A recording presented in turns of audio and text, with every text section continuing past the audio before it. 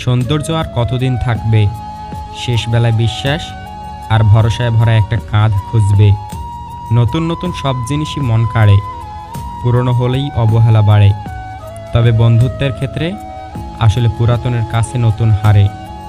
একটা ডিভোর্স হয়তো মা বাবার জীবনে শত সমস্যা মেটায়, কিন্তু একটা ডিভোর্স একটি শিশুর জীবনে হাজারো সমস্যার সৃষ্টি করে। পৃথিবীতে দুটি মানুষের বন্ধুর সংখ্যা সবচেয়ে কম, সত্যবাদীর ও প্রতিবাদীর।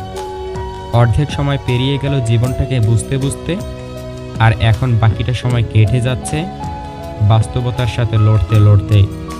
বিবেকের বিরুদ্ধে কখনো কিছু করো না, এমনকি পরিস্থিতি চাপ দিলেও না।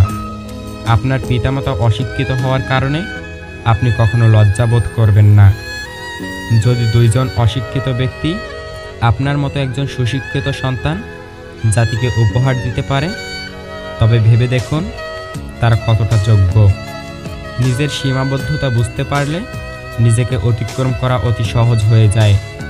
মৃত্যুই জীবনের চূড়ান্ত বাস্তবতা, নিমিষেই সব স্বপ্নকে নিঃশেষ করে দেয়।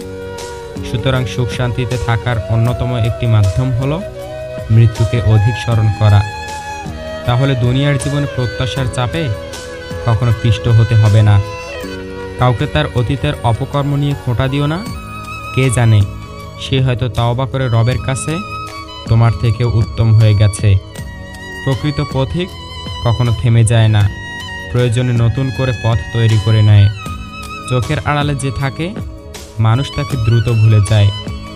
অতীত জুড়ে একরাশ স্মৃতি, আর বর্তমান জুড়ে শুধুই বাস্তবতা।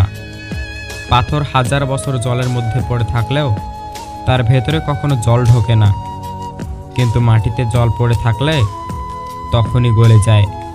যারা বিশ্বাসী তারা হাজার বিপদে পড়লেও হতাশ হয় না, কিন্তু অবিশ্বাসী মানুষের মন সামান্য কারণেই টলে যায়। চোখের পানি মুছে ফেলার চেয়ে তাকেই মুছে ফেলা উত্তম, যার জন্য প্রতিনিয়ত চোখের পানি ফেলতে হয়। মানুষ তীব্রভাবে চাওয়ার পর তা না পেলে তার প্রতি ঘৃণা চলে আসে। আমি কিছু মানুষের অহংকার বাড়িয়ে দিয়েছি, তারা যতটুকু সম্মান পাওয়ার যোগ্য আমি তার থেকে অনেক বেশি সম্মান তাদেরকে দিয়েছি। কাকে দিব দোষ আমি, কাকে করব দোষী? মিথ্যে মায়ায় জড়িয়ে আমি চোখের জলে ভাসি। জীবনে পরিবর্তন আর যন্ত্রণা, এই দুটো জিনিস মেনে নিতে পারলেই তুমি সুখী।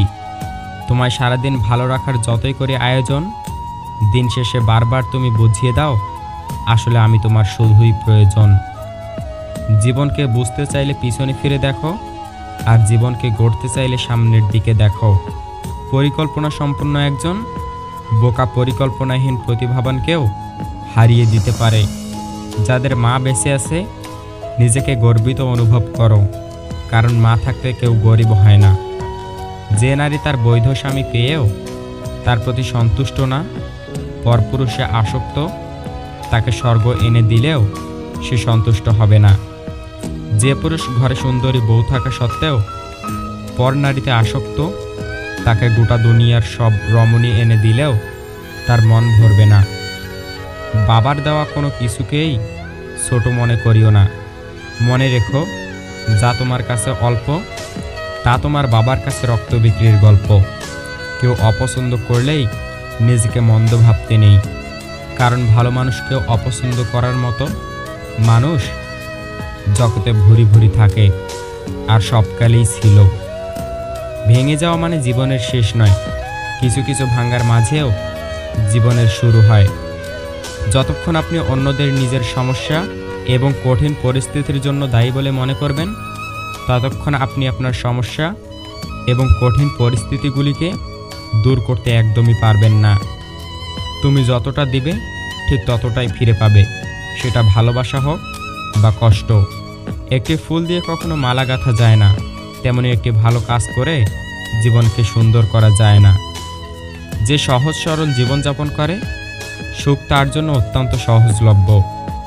যদি তুমি মানুষকে বিচার করতে যাও তাহলে ভালোবাসার সময় পাবে না। সব লোকের ঘাড়েই মাথা আছে, কিন্তু মস্তিষ্ক আছে কিনা সেটাই প্রশ্ন।